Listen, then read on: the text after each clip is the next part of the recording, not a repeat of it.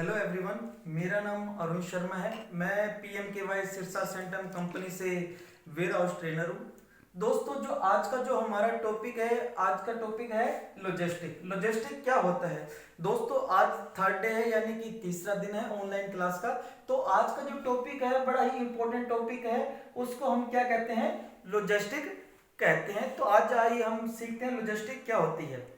अगर सिंपल अर्थों में अगर हम जाने कि लॉजिस्टिक क्या होती है, तो दोस्तों लॉजिस्टिक का मतलब होता है वस्तु की मूवमेंट करना, अर्थात वस्तु का एक जगह से दूसरी जगह जाना लॉजिस्टिक कहलाता है। उदाहरण के स्वरूप क्या है कि मान के चलो हमने किसी सेलर से कोई माल खरीदा और कच्चा माल खरीदा, कच्चा माल आया और हमने उसको स्टोर किया। स्टोर करने के बाद क्या किया, हमने उसको माल को तैयार किया और तैयार माल को जब हम आगे कस्टमर के लिए भेजते हैं, कस्टमर के लिए भेजने का मतलब क्या है कि वो माल उपभोक्ता यूज करने के सभी मानकों पर खरा उतर रहा है, तो वो क्या कहते हैं? उसे कहते हैं वो माल वेयर हाउस से, फैक्ट्री से कहां जाता है?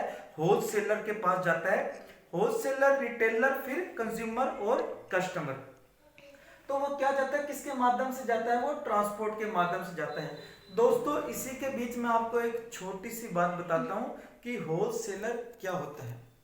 होलसेलर दोस्तों, होलसेलर वो होता है जो वेयर हाउस और कंपनियों से बड़ी मात्रा में क्या करता है? माल को खरीदता है। माल को बल्क मात्रा में खरीदकर वो बल्क मात्रा में ही आगे सेल कर देता है। होलसेलर को वेयर हाउस रखने की जरूरत नहीं होती, क्योंकि वो बीच में क्या करता है? एक ब्रोकर का काम करता है।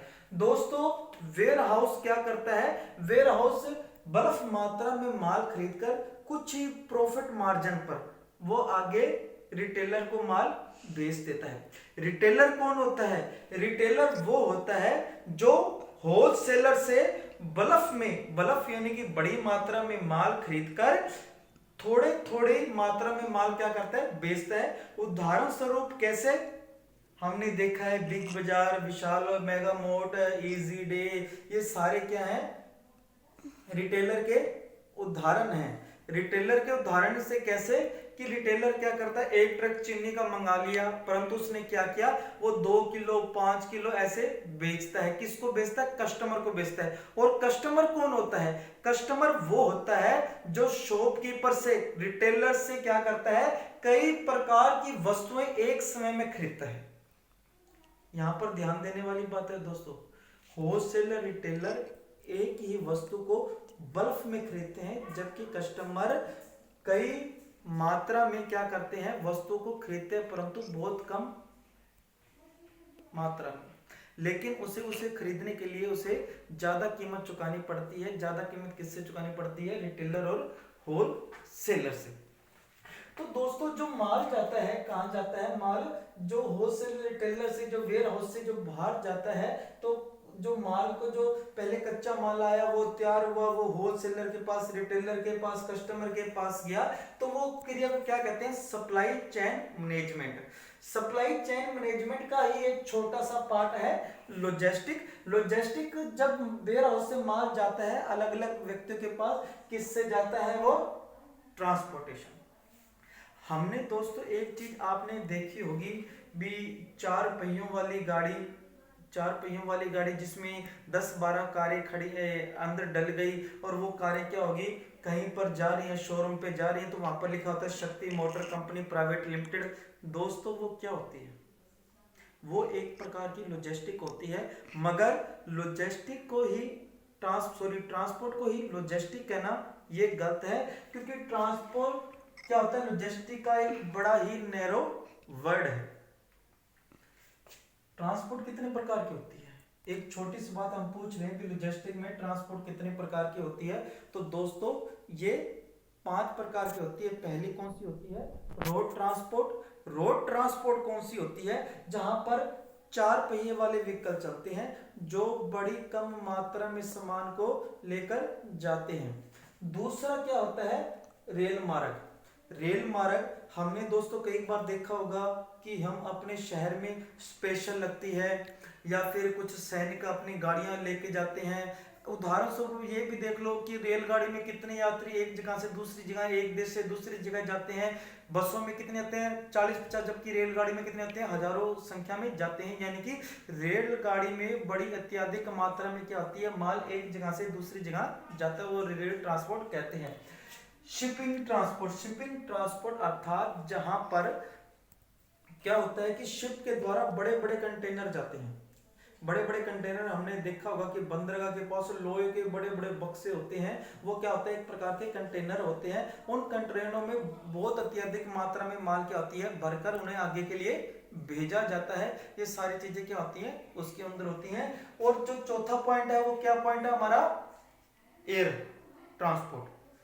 दोस्तों इसकी ट्रांसपोर्ट की लागत बहुत अधिक होती है, परंतु हम इसका प्रयोग क्यों करते हैं, हम इसका प्रयोग इसलिए करते हैं ताकि कुछ माल ऐसे होते हैं जो बहुत जल्दी खराब हो जाते हैं, तो हमें उनको जल्दी से जल्दी एक जगह से दूसरी जगह पर क्या करना पड़ता है, भेजना पड़ता है, जिसके कारण हम एयर ट्रांसपोर्ट का लेते हैं। जो हमारा अगला है वो है डाटा ट्रांसपोर्ट। डाटा ट्रांसपोर्ट आजकल आम बात होगी, जैसे हम व्हाट्सएप, फेसबुक इत्यादि यूज करते हैं, तो उसमें हम क्या करते हैं, हम अपना डाटा एक जगह से दूसरी जगह पर क्या करते हैं, भेजते हैं, तो हम उसे क्या कहते हैं, ट्रांसपोर्ट, डाटा ट्रांसपोर्ट भी कह देते हैं। तो दोस्तों जो ट्रांसपोर्ट है वो लॉजिस्टिक का क्या है, एक छोटा सा भाग ही है। आगे जाती हमारी लॉजिस्टिक की एक्टिविटीज में हमारी क्या आती है, हाउसिंग और स्टोरेज। हाउसिंग क्या होती है कि हाउसिंग में हम क्या करते हैं कि सपोज करो कोई माल है, उसमें हम क्या करते हैं, एक माल स्टॉक कर लेते हैं, और समय आने पर हम, एक ग्राहक के समय आने पर, डिमांड पर हम उसको क्या करते हैं, धीरे धीरे निकालने लग जाते हैं। अब देखो गर्मी का अपने इस टाइम कनक का सीजन है, तो वेयर हाउस, हैफर्ड गोदाम वगैरह जो गवर्नमेंट के गोदाम होते हैं, उन्होंने बड़े बड़े हाउसिंग बना रखे हैं। वो क्या करते हैं, वो कनक को क्या कर लेते हैं, स्टोरेज कर लेते हैं। अर्थात जमींदार पहले अपना माल लेके दाना मंडी आया, दाना मंडी से गवर्नमेंट के अधिकारी ने माल को परचेज किया, परचेज करने के पास वो हाउसिंग में गया, वेयर हाउस में गया, वहां पर क्या किया, उन्हें स्टोर किया गया, यानी कि स्टोरेज किया गया। और उसके बाद जब उपभोक्ता की डिमांड होती है, जैसे कि डिपो पे जाना, एक आपातकालीन समय में जैसे कोरोना वायरस है भी, अलग अलग राज्यों में अलग अलग डिमांड हो रही है कनक के लिए, तो वहां पर चलता रहता है, तो वहां पर भी क्या चाहती है, स्टोर रहती है। लेकिन इसमें एक बात का ध्यान रखना बड़ा जरूरी है कि जब तक स्टोरेज में माल पड़ा है उसकी सुरक्षा हम करते रहते हैं। हमारा अगला पॉइंट है इंडस्ट्रियल पैकिंग।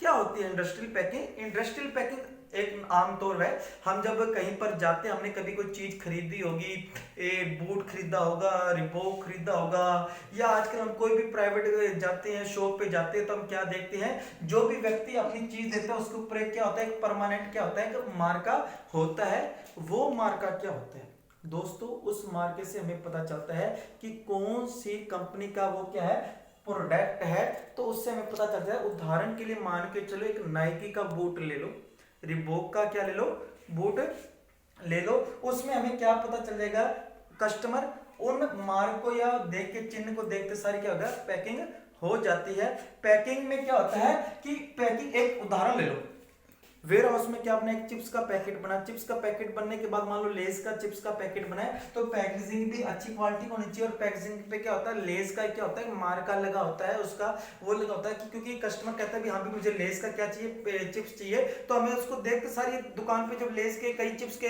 अलग अलग कंपनियों के पैकेट पड़े होते हैं, तो हमें पता चल जाता है भी कौन सी कंपनी का कौन सा है, तो हमें उसमें कोई प्रॉब्लम नहीं आती।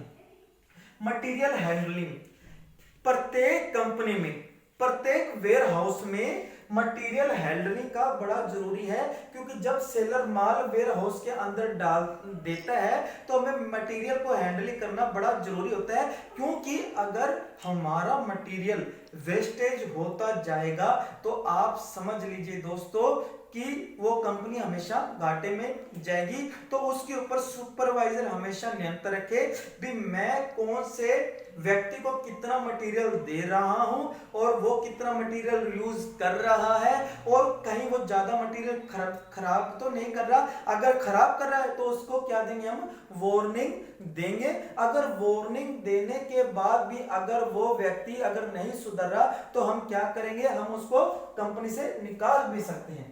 अगला है इन्वेंट्री कंट्रोल। इन्वेंट्री कंट्रोल क्या होता है, एक प्रकार का जो हमारा क्या होता है स्टॉक मेंटेन करना होता है कि एक वेयर हाउस को मान लीजिए सपोज के लिए कच्चे माल की आवश्यकता है, उसको कैसे पता चलेगा कच्चे माल की आवश्यकता है, वो अपने इन्वेंट्री अर्थात स्टॉक रजिस्टर में चेक करेगा कि मैंने फलानी तारीख को, यानी कि मान के सपोज करो कि मैंने 1/4 को मैंने कुछ कच्चा मटेरियल मंगाया था, आज वो इतना रह गया। क्यों?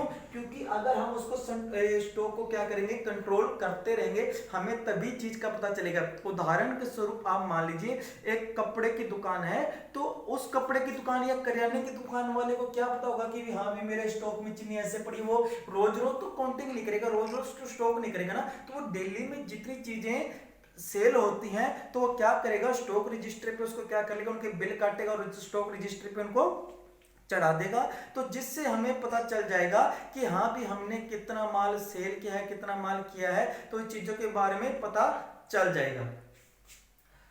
Order processing. ऑर्डर प्रोसेसिंग में एक नॉर्मल सी बात है कि मान के चलो आजकल आपने देखा होगा कि Amazon, फ्लिपकार्ट इत्यादि में क्या हो गया, एक हमें कोई हम ऑर्डर करते हैं तो ऑर्डर करने के बाद क्या होता है उसकी प्रोसेसिंग क्रिया क्या होती है चालू हो जाती है। क्या होती है उस हमें जो ऑर्डर में जो हमारा क्या होता है कि इनवॉइस नंबर हमें दे देता है, तो जो पैकर करता है वस्तु को पैक करता है, हमें जो सुपरवाइजर क्या करेगा उसको एक इनवॉइस नंबर दे देगा, कहेगा ये फलाने व्यक्ति का ये ऑर्डर है उसको पैक करे। जो लिस्ट में हम क्या देखेंगे पैकर क्या देखेगा, हाँ भी ये चीज उसने ये चीज मांगी है तो वो उसी हिसाब से करेगा। लेकिन पैकर को इस चीज का ध्यान रखना चाहिए कि जो वस्तु कस्टमर ने ऑर्डर की है क्या वो उसी क्वालिटी की है, उसी रंग की है, उतनी ही मात्रा में है, और क्या वो वस्तु जो हम पैक करने जा रहे हैं क्या वो कहीं से नुकसान तो नहीं, क्षतिग्रस्त तो नहीं है। अगर है तो हम क्या करेंगे सुपरवाइजर को रिपोर्ट करेंगे और सुपरवाइजर से चेंज करेंगे। अगर वो चेंज नहीं करता तो हम उस वस्तु को क्या करेंगे साइड पे रखेंगे और थोड़े टाइम बाद हम क्या करेंगे उसको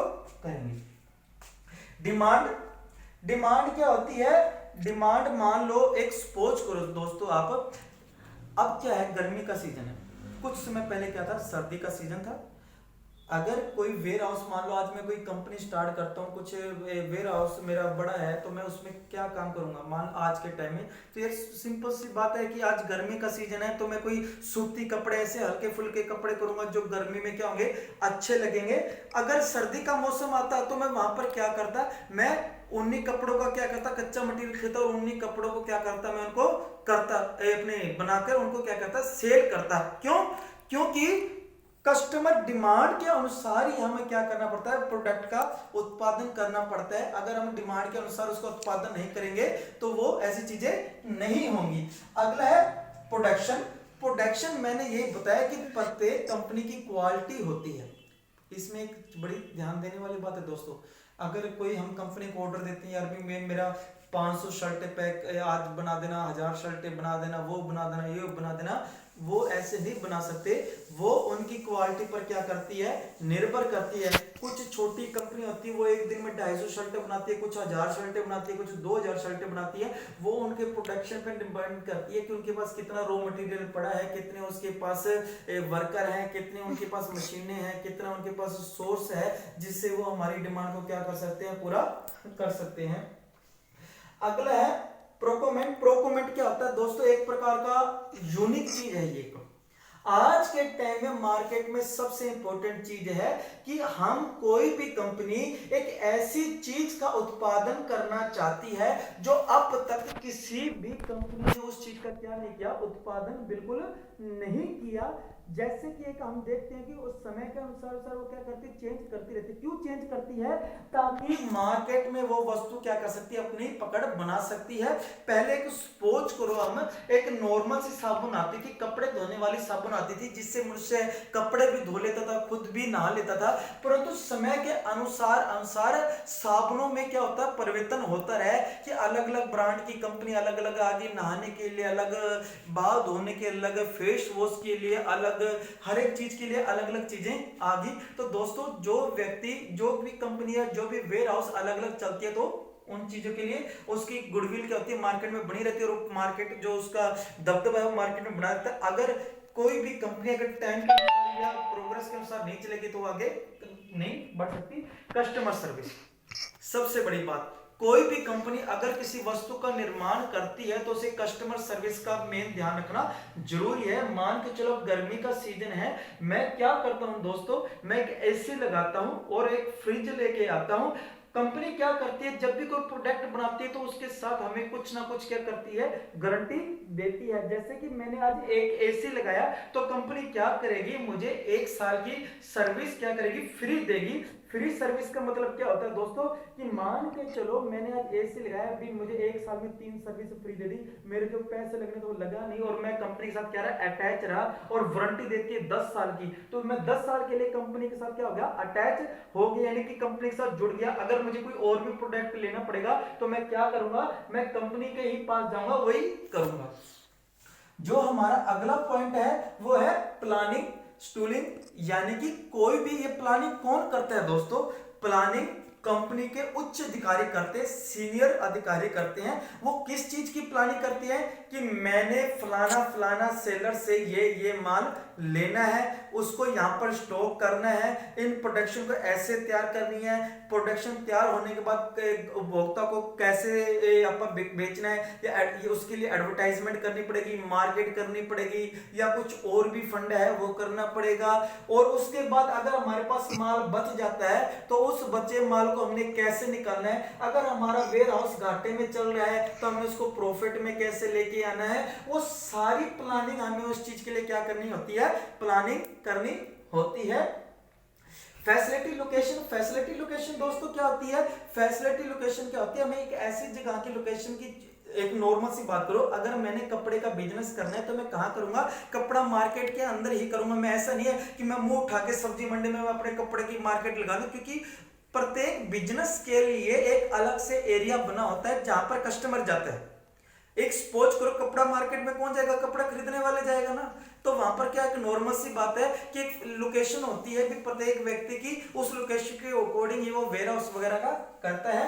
part of service support, part of service support अर्थात जो सर्विस देते हैं हमें उनकी क्या करनी चाहिए, पार्ट क्या है हमारा, एक वेयर हाउस का एक पार्ट है सर्विस को सपोर्ट करना। अगर वो प्रॉपर ढंग से कस्टमर की सर्विस नहीं करेगा, या फिर अपने वर्कर का अगर कोई प्रॉब्लम आ रही है उनको सही ढंग से सर्विस नहीं देगा, तो वो कंपनी ज्यादा टाइम तक टिक नहीं सकती दोस्तों। उसके बाद आ जाता है हमारा टाइप्स ऑफ लॉजिस्टिक। भी लॉजिस्टिक कितने प्रकार की होती है, पहली है इनबाउंड लॉजिस्टिक। इनबाउंड का मतलब देखो दोस्तों आप समझ गए होंगे, इनबाउंड का मतलब क्या है, इनबाउंड का मतलब है वेयर हाउस के अंदर आना, या अर्थात मान के चलो जब सप्लायर कोई माल बेचता है और वेयर हाउस के अंदर आता है तो प्रत्येक हम चेक करते हैं कि क्या जो क्वालिटी का सामान हमने मंगाया था, क्या वो उस क्वालिटी का माल हमारे वेयर हाउस के अंदर आ गया है, क्या वो उतनी मात्रा में है, क्या वो माल डैमेज तो नहीं है। अगर हम सारी प्रक्रिया पूरी कर लेते हैं, अगर कुछ डैमेज माल है उसको हम साइड पर रखते हैं, बाकी माल को हम क्या करते हैं, अंदर रख लेते हैं। तो उसके बाद हम क्या करते हैं, माल रखने के बाद हम क्या करते हैं, एक वस्तु को क्या करते हैं, स्टोरेज करते हैं। स्टोरेज करने के बाद हम क्या करते हैं, स्टोरेज करने के बाद जब प्रोडक्शन वाले, जब उसका निर्माण करने वाले उस वस्तु की क्या करते हैं, डिमांड करते हैं, तो हम क्या करते हैं, उसको उस हिसाब से उसको देते हैं। जो सारी जो प्रक्रिया होती है किसके अंदर जाती है, इनबाउंड के अंदर जाती है। आउटबाउंड क्या होता है, आउटबाउंड दोस्तों, आउटबाउंड वो चीज होती है कि जब माल पूर्ण रूप से तैयार हो चुका है और माल उपभोक्ता तक, कंज्यूमर तक जाने के लिए तैयार है, तो उसे हम क्या कहते हैं, आउटबाउंड कहते हैं। आउटबाउंड के अंदर क्या होता है, आउटबाउंड के अंदर माल तैयार होने के बाद क्या होता है, होलसेलर, रिटेलर इत्यादि के बाद वो क्या होता है, वो माल जाता है। तो वो सारी क्रिया क्या होती है उस चीज के अंदर चली जाती है। तो दोस्तों इस चीज का भी बड़ा ध्यान रखना पड़ता है। उसके बाद होता है रिसीविंग। रिसीविंग का लॉजिस्टिक और सप्लाई चेन मैनेजमेंट के अंदर बहुत इंपॉर्टेंट पार्ट है, ये एक क्रिया है, इस चीज का हमें हमेशा ध्यान रखना पड़ेगा। रिसीविंग क्या होता है कि मान के चलो हमने कोई वस्तु कंपनी को दी, तो उसके बाद क्या होगा, उसके बाद क्या होगा दोस्तों कि मान के चलो उसमें कोई डिफॉल्ट निकलता है, कुछ खराबी निकल जाती है, तो हम क्या करेंगे, हम उस कस्टमर उस वस्तु को क्या करेगा, रिटर्न करेगा। तो वो सारी प्रक्रिया क्या होती है, रिसीविंग लॉजिस्टिक के अंदर आ जाती है। तो कंपनी क्या करेगी, या तो माल को सही करके देगी, अगर माल ज्यादा ही खराब है तो उसको क्या करेगी, वापिस कर देगी। थर्ड पार्टी फोर्थ पार्टी से दोनों एक प्रकार से मिक्स ही चीज है कि मान के चलो कोई भी बड़ी कंपनी है वो ट्रांसपोर्ट कर नहीं रखती क्योंकि उसे इतना झमेला नीचे, क्योंकि ट्रांसपोर्ट रखने में उसकी मेंटेनेंस में बहुत ज्यादा खर्चा आता है। तो वो कंपनियां क्या करती हैं दोस्तों, वो बाहर के ट्रांसपोर्ट को हायर कर लेती हैं। जब भी उन्हें कोई कच्चा माल मंगाना होता है या माल देना होता है तो वो क्या करती है, तो वो ट्रांसपोर्ट किराए पे रेंट पे ले लेती है। उसी रेंट के अनुसार वो क्या करती है, माल को आगे सेल अपने भेज देती है होलसेल रिटेलर के पास। तो इतना हेडेक नहीं रहती, वो अपने कंट्रोल में 4-5 ट्रांसपोर्ट रखती है। जैसे रिलायंस होगी, टाटा होगी, ये भी कंपनी क्या करती है 4-5 रखती हैं। तो दोस्तों ये मैंने आपको बता दिया logistic activities, type of logistic. आगे भी हम लॉजिस्टिक के बारे में और भी जानेंगे। अभी के लिए आपको इतना ही, थैंक यू।